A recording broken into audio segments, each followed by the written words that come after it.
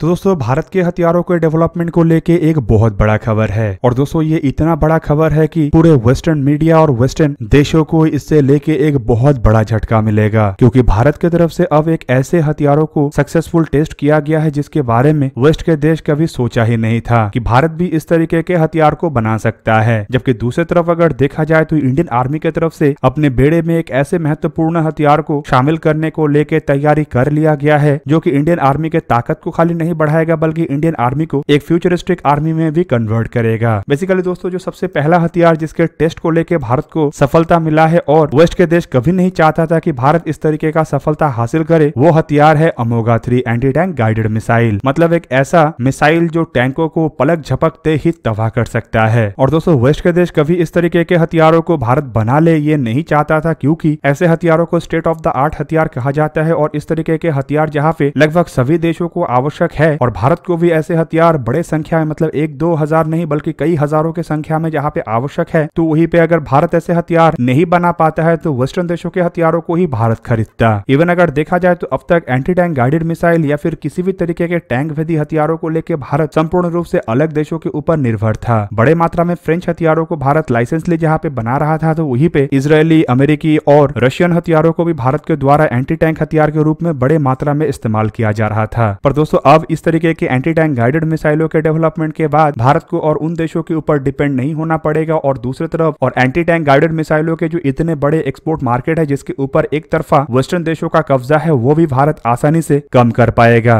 Basically दोस्तों Bharat dynamic limited की तरफ से हाल ही में जानकारी दिया गया है कि रविवार के दिन मतलब 26 मार्च 2023 के दिन भारत डायनामिक लिमिटेड जो कि एक स्टेट ओन कंपनी है उसके तरफ से 3rd जनरेशन के man portable anti tank guided missile जिसे कि अमोगा 3 नाम दिया गया, उसका एक सक्सेसफुल परीक्षण किया गया है। ये परीक्षण संपूर्ण रूप से सक्सेस इसलिए था क्योंकि परीक्षण के दरमियान जो पैरामीटर्स को सेट किया गया था उस सभी में अमोगा 3 खरा उतरा। और दोस्तों ये जो अमोगा 3 मिसाइल है इसे संपूर्ण रूप से इन हाउस डेवलप किया गया है, मतलब भारत के खुद के टेक्नोलॉजी का इस्तेमाल करके ही इसे तैयार किया गया है। इस तरीके के मिसाइलों को 3rd जनरेशन का मिसाइल इसलिए कहा जाता है क्योंकि ना इसे गाइडेंस के लिए किसी भी तरीके के टारगेट इलिमिनेशन का आवश्यकता होता है और ना ही वायर का आवश्यकता होता है। पर यहाँ पे आप लोगों के मन में ये सवाल उठ सकता है कि भारत के द्वारा तो इससे पहले एंटी टैंक गाइडेड मिसाइल के रूप में नाग मिसाइलों का डेवलपमेंट किया जा चुका है, तो ये अमोगा 3 इतना महत्वपूर्ण क्यों है। फिलहाल दोस्तों देखा जाए तो नाग मिसाइल एक बहुत ही बेहतरीन एंटी टैंक गाइडेड मिसाइल तो है, लेकिन ये जो मिसाइल है ये वजन में भारी है जिस कारण सोल्जर्स के द्वारा इसे कंधे पे लेके जाके फायर करना पॉसिबल नहीं है। वहीं पे अमोगा 3 असल में एक हल्के वजन का मिसाइल है और इसे मैन पोर्टेबल मिसाइल इसीलिए कहा जाता है क्योंकि सोल्जर के द्वारा इसे कंधे पे एक जगह से दूसरी जगह ले जाया जा सकेगा और कंधे पे रख के ही इससे फायर किया जा सकेगा। मतलब पैदल सैनिक ही इस तरीके के हथियारों को कैरी कर सकेंगे और उनके सामने अगर दुश्मन का टैंक आ जाता है तो तुरंत ही टैंकों को तबाह किया जा सकेगा। हालांकि नाग मिसाइलों के डेवलपमेंट के बाद भी man portable anti tank guided मिसाइलों का development defence research and development organisation की तरफ से किया जा रहा है और उसका भी सक्सेसफुल परीक्षण हो चुका है। लेकिन अगर उसके साथ साथ पैरेलली अमोगा 3 जैसे मिसाइलों का भी डेवलपमेंट होता है तो दोस्तों ये अच्छा बात ही है। हालांकि दोस्तों जिस तरीके से एक्सपोर्ट मार्केट में एंटी टैंक गाइडेड मिसाइलों का आवश्यकता है उसे देखते हुए मेरा तो मानना यह है कि 2 मिसाइल काफी नहीं है, बल्कि इसके अलावा भी अलग अलग मिसाइलों को बनाना चाहिए और अलग अलग देशों के रिक्वायरमेंट के हिसाब से वो अपने मनपसंद मिसाइल भारत से खरीद सकेगा। दोस्तों अमोगा 3 मिसाइलों को लेके बताया जाता है कि इसके अधिकतम रेंज 2.5 किलोमीटर मतलब 2.5 किलोमीटर तक होगा और इसमें dual mode image infrared Sikar का इस्तेमाल किया जा रहा है। इसमें टेंडम वॉरहेड होगा जो कि 650 मिलीमीटर के एक्सप्लोसिव रिएक्टिव आर्मर को भी भेदने में सक्षम होगा। दोस्तों देखा जाए तो एंटी टैंक गाइडेड मिसाइल कई सालों पहले मतलब कई दशकों पहले ही डेवलप्ड हो चुका था, लेकिन हाल फिलहाल में यूक्रेन और रशिया के लड़ाई के दरमियान इस तरीके के मिसाइलों का जो इस्तेमाल हुआ है और जो मिसाइलों को सक्सेस मिला है उसे देखते हुए एंटी टैंक गाइडेड मिसाइलों की चाहत और बढ़ा है। और यूक्रेन और रशिया के लड़ाई के बाद ये तो बात साफ हो चुका है कि भविष्य के लड़ाई में एंटी टैंक गाइडेड मिसाइलों का काफी प्रमुख भूमिका रहेगा। अब दोस्तों ऐसे मिसाइलों के मार्केट के ऊपर एक तरीके से कह सकते हैं कि अमेरिका के जैवलिन मिसाइल और इजराइल के जो स्पाइक मिसाइल है उसका ही कब्जा था। पर अब धीरे धीरे करके कई सारे देश एंटी टैंक गाइडेड मिसाइलों को बना रहा है, लेकिन दुनिया में ऐसे भी बहुत सारे देश है जो इस तरीके के टेक्नोलॉजी से दूर है और अमेरिका और इजराइल के हथियारों को इसीलिए परचेस नहीं कर पाता है क्योंकि ये काफी महंगा भी है और अमेरिका और इजराइल महंगे शर्तों के साथ ही हथियार देता है और सभी देशों को नहीं देता है। और दोस्तों भारत में अगर ऐसे मिसाइल बनता है तो ये एक बात तो साफ है कि ये मिसाइल सस्ता होगा, क्योंकि भारत जो भी बनाता है वो सस्ता होने के साथ साथ एक बेहतरीन हथियार भी होता है। अब ऐसे में दोस्तों अमोगा 3 कई सारे वेस्टर्न मीडिया, कई सारे वेस्टर्न कंपनी और वेस्टर्न देशों को चुभने वाला है, पर ये चुभन भारत के द्वारा खास करके इंडियन आर्मी के द्वारा और बढ़ाया जा रहा है, क्योंकि इंडियन आर्मी अपने आप को फ्यूचरिस्टिक आर्मी में कन्वर्ट करने के लिए काम कर रहा है। और दोस्तों एक ऐसे हथियार को इंडियन आर्मी अपने बेड़े में शामिल करने जा रहा है जो अब तक कभी सोचा भी नहीं गया होगा। हालांकि दोस्तों इस हथियार को अपने बेड़े में शामिल करने का इरादा बना के वेस्टर्न मीडिया और वेस्टर्न देशों को जहां पे भारत के द्वारा एक बहुत बड़ा जलन दिया गया है, तो वहीं पे ऐसे हथियार स्वदेशी माध्यम से बनाने का बात कह के भारत की तरफ से उस जले के ऊपर नमक छिड़का गया। दोस्तों मैं यहाँ पे इंडियन आर्मी के द्वारा अपने बेड़े में शामिल किए जाने वाले हाइब्रिड अनमैन एरियल व्हीकल का बात कर रहा हूँ। और ये एक ऐसा हाइब्रिड अनमैन एरियल व्हीकल होगा जो 200 किलोमीटर के लंबे दूरी एक बार में ही पूरा कर सकेगा और ऊपर से 50 किलोग्राम के पेलोड को लेके। दोस्तों इस तरीके के हाइब्रिड अनमैन एरियल व्हीकल असल में इंडिया के जो IIT मद्रास है वो और चेन्नई स्थित एक कंपनी ई-पैन कंपनी के तरफ से ज्वाइंटली बनाया जा रहा है। और खाली बनाया नहीं जा रहा है बल्कि बताया तो ये जा रहा है कि ये लगभग बन के तैयार है और आने वाले कुछ ही दिनों के अंदर इसका एक डेमोन्स्ट्रेशन भी होगा। दोस्तों ये जो अनमैन एरियल व्हीकल है इसके मैक्सिमम टेक ऑफ वेट करीबन 200 किलोग्राम होगा और उनमें भी 50 किलोग्राम अगर इसका पेलोड होता है तो ये अपने वजन के 1/4 पेलोड को लेके उड़ान भरने में सक्षम होगा। और दोस्तों इसके जो 200 किलोमीटर रेंज है ये रेंज करीब करीब 160 किलोमीटर पर आवर के रफ्तार से कवर किया जा सकता है। मतलब ये ड्रोन 1 घंटे 15 मिनट में अपने अधिकतम डिस्टेंस को कवर कर सकेगा। दोस्तों इस अनमैन एरियल व्हीकल को हाइब्रिड ड्रोन इसीलिए कहा जा रहा है क्योंकि इसमें एक ऐसा टेक्निक का इस्तेमाल किया गया है जो इसके रफ्तार को भी बढ़ा सकेगा और इसे वर्टिकल टेक ऑफ और लैंडिंग भी करवा सकेगा। रिपोर्ट के मुताबिक दोस्तों ये जो अनमैन एरियल व्हीकल है ये 8 सेट के प्रोपेलर से लैस है। मतलब 8 हेलीकॉप्टर नुमा पंखा होगा, लेकिन दोस्तों ये कोई ऑक्टाकॉप्टर नहीं है बल्कि ये एक क्वाडकॉप्टर के जैसा ड्रोन होगा। और दोस्तों इससे आप लोगों को एक बात से तो हैरानी हो सकता है कि हेलीकॉप्टर में 8 प्रोपेलर होगा तो ये क्वाडकॉप्टर कैसे हुआ। तो आपके जानकारी के लिए बता दो कि 8 प्रोपेलर में से 4 प्रोपेलर का इस्तेमाल वर्टिकल टेक ऑफ और लैंडिंग के लिए किया जाएगा, जबकि बाकी के जो 4 प्रोपेलर है वो थ्रस्टर के रूप में इस्तेमाल होगा। मतलब इन अनमैन एरियल व्हीकलों को आगे की तरफ पुश करेगा जिससे कि ये अधिकतम रफ्तार में ट्रैवल कर सके और कम से कम समय में अधिक से अधिक डिस्टेंस कवर कर सके। और दोस्तों किसी भी क्वाडकॉप्टर के मुकाबले में ये जो ड्रोन है ये अधिक रफ्तार वाला ड्रोन भी होगा और इस तरीके के फंक्शनलिटी के कारण इसे हाइब्रिड ड्रोन कहा जा रहा है। इसके अलावा दोस्तों ये जो ड्रोन है इसमें 2 सेट के थर्मल कैमरा के इस्तेमाल का भी बात कहा जा रहा है जो कि ड्रोन के आंखों के जैसे काम करेगा, जिससे कि ड्रोन को कहां पे ले जाना है वो तो डिटरमाइन किया जा सकेगा और साथ ही साथ आवश्यकता पड़ने पे इन्हीं कैमरा का इस्तेमाल करके सर्वेलेंस के काम को भी अंजाम दिया जा सकेगा। अब दोस्तों रिपोर्ट में तो ये भी बताया जा रहा है कि प्राइवेट कंपनी की तरफ से ऑलरेडी ऐसे ड्रोनों का ऑफर इंडियन नेवी को भी किया जा चुका है और अब इंडियन आर्मी बड़े मात्रा में ऐसे ड्रोनों को अपने बेड़े में शामिल करने का इरादा भी रख रहा है। अब दोस्तों यहाँ पे जो 50 किलोग्राम के पेलोड का बात कहा गया है, बेसिकली दोस्तों ये इक्विपमेंट भी हो सकता है और ड्रोनों में इस्तेमाल होने वाले पार्ट्स भी हो सकता है, जैसे कि सर्वेलेंस और रिकॉनेसेंस के लिए इस्तेमाल होने वाले अलग अलग टाइप के इक्विपमेंट या फिर सर्च एंड रेस्क्यू के अलग अलग इक्विपमेंट। और ये जो ड्रोन है ये वेस्टर्न देशों को इसीलिए चुभने वाला है क्योंकि ऐसे ड्रोनों के डेवलपमेंट के बाद भारत के अंदर वेस्टर्न देशों के जो ड्रोन का मार्केट है या ड्रोन को बेचने का जो सपना है वो चूर चूर हो जाएगा। दोस्तों लगातार कई सालों से वेस्टर्न देशों की तरफ से ऐसे ड्रोनों को भारत को बेच के लंबा पैसा कमाया जा चुका है, लेकिन टेक्नोलॉजी के नाम पे भारत को कुछ भी नहीं दिया गया। आपको जानकारी के लिए बता दूं कि अभी भी अमेरिका भारत को ड्रोन देना चाहता है लेकिन टेक्नोलॉजी देने से हामी नहीं भर रहा है। दूसरी तरफ दोस्तों अगर देखा जाए तो भारत अगर अन्य किसी सोर्स से ड्रोन खरीदने का प्रयास करता है तब भी ऐसे देशों के द्वारा रोड़ा अटकाया जाता है। और अब अगर भारत खुद के बलबूते पे ऐसे ड्रोनों को बनाया है तो केवल मात्र इन देशों के मार्केट को ही भारत बर्बाद नहीं करेगा बल्कि इसके साथ साथ अन्य देशों को भी ड्रोन बेचने का जो सपना इन वेस्टर्न देशों के पास है वो सपने को भी भारत चूर चूर करेगा। दोस्तों आप लोगों को क्या लगता है कि ये जो 2 हथियार है किस तरीके से इंडियन आर्म फोर्सेस को मजबूत करेगा और किस तरीके से वेस्टर्न देशों के मुंह पे तमाचा बन के जड़ेगा? कमेंट करके अवश्य बताइए। दोस्तों आज का वीडियो यही पे ही करते समाप्त, किसी और एक दिन किसी और एक वीडियो में मिलेंगे, तब तक के लिए जय हिंद, वंदे मातरम।